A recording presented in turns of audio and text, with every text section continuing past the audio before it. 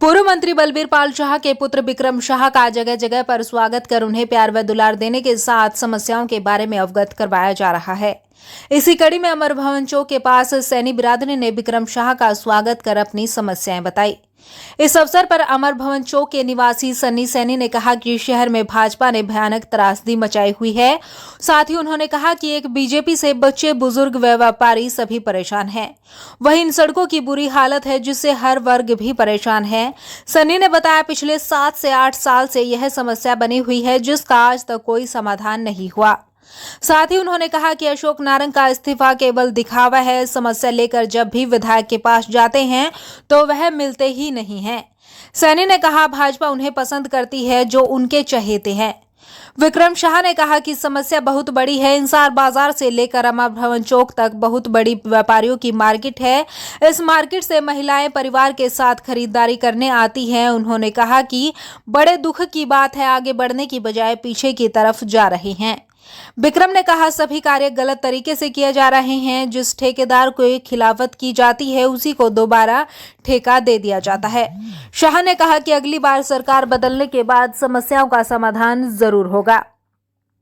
बहरहाल जिस प्रकार से विधानसभा चुनाव का समय नजदीक आ रहा है, विक्रम शाह अपनी दावेदारी पक्की मान रहे हैं। इसीलिए लोगों के घर घर जाकर समस्याएं सुन रहे हैं। समस्या तो बहुत बड़ी है। ये तो सारा शॉपिंग सेंटर है, इंसार बाजार से लेके अमर चौक तक। यहाँ पे लेडीज़ आती हैं, मतलब परिवार शॉपिंग करने आता है, घर का सामान लेने आते हैं। तो बड़ी दुख की बात है कि इस तरह से मतलब हम पानीपत आगे होने के बजाय हम लोग पीछे टिके हैं। लगातार समस्या का समाधान नहीं है, तो पिछले 8 साल से परेशान है, तो क्या कहना है? ये तो जो ठेकेदार हैं जिनको भी अलॉट करा जाता है या टेंडर करा जाता है, वो सारे हम सबको ही पता है कि वो गलत तरीके से हो रहा है। जिसकी खिलाफत करी जाती है वही उसी को दोबारा ठेका दे दिया जाता है।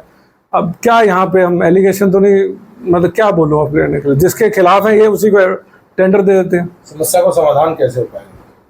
अब तो ये इन्होंने चुना है, अगली बार सरकार अगर बदलेगी तो डेफिनेटली इसको ठीक कर देंगे। क्या समस्या है? आज हमने विक्रम शाह जी के पास अपनी समस्या रखी। आज हमने इनको जो है यहाँ मौके पे बुलाया गया था, सारी जगह दिखाई गई कि शहर के अंदर कितनी भयानक त्रासदी मचा रखी है बीजेपी और इनके लोगों ने, कि एक तरफ दुर्व्यवहार किया जाता है जिधर बच्चे, महिला, बड़े, बूढ़े, बुजुर्ग सब परेशान है। यहाँ तक के व्यापारी वर्ग भी परेशान है। इन सड़कों से आप देख सकते हो, अमर भवन चौक से लेके गुरुद्वारे तक का टुकड़ा छोड़ दिया गया और फिर गुरुद्वारे से आगे दिल्ली जूस कार्नर का टुकड़ा छोड़ दिया। जितना माहौल खराब है कि रिक्शाएं पलट रही हैं, बच्चे गंदगी से निकल रहे हैं। गुरुद्वारे में बच्चे बढ़ते हैं 700-800, इतनी गंदगी है। लोग पानी में जाके बदबू से बहुत भयानक हाल कर रखा है। व्यापारी लोग, अगर आप किसी रिक्शा वाले को कहोगे ना कि हमें अमर भवन चौक जाना है, और लेकिन अमर भवन चौक नहीं कहेगा वो, अमर भवन चौक उत्थे तो गंदगी का माहौल है, वो बोल के अगला व्यापारी को कहीं और लेके जा रहा है। जिससे दुकानदार भी इतने परेशान हो चुके हैं कि दुकानदार बेचारे जाएं किसके पास। अशोक ये जी कम से कम भी 7 से 8 साल हो चुके हैं। अब तो 2-3 साल से तो इतना गंदगी हो चुकी है कि लोग पलायन कर चुके हैं यहाँ से। 8-10 मकान तो बिक चुके हैं यहाँ से।